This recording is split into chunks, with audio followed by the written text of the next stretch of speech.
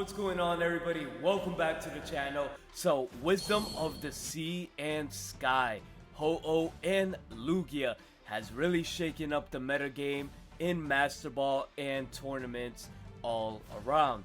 So, I'm gonna go over the top 5 decks of this week that was successful in the ranking and in tournaments. Now, let's go over all these decks.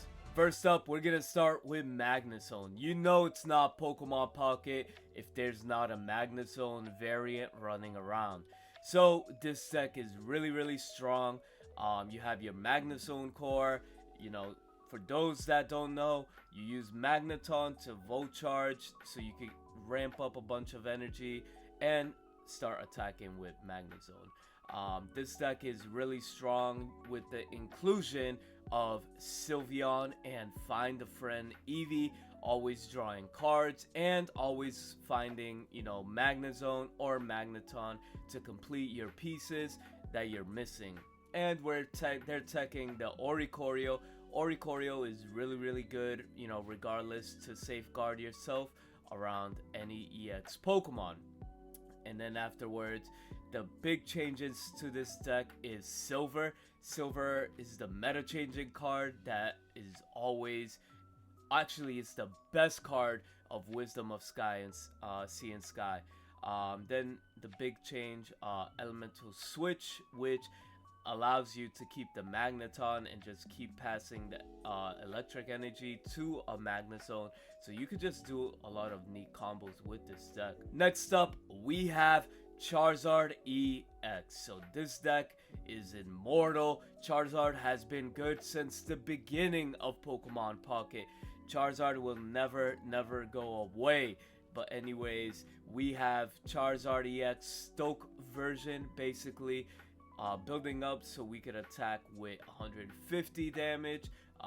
Not much has really changed. The only change of this deck is adding red. So you could either play red or Guzma. It really depends on the type of player you are. Having the baby Flareon has kind of shifted out of the meta. Having just the regular core, because like as soon as you hit Charizard, it's kind of crazy. See how they're playing regular Flareon EX, like they're taking advantage of Charizard, right? And that combusts for 130, pushing for kills, and then you have Sabrina. It's kind of crazy how this concept is, but this deck has topped an event tournament, and it's pretty successful, it looks like.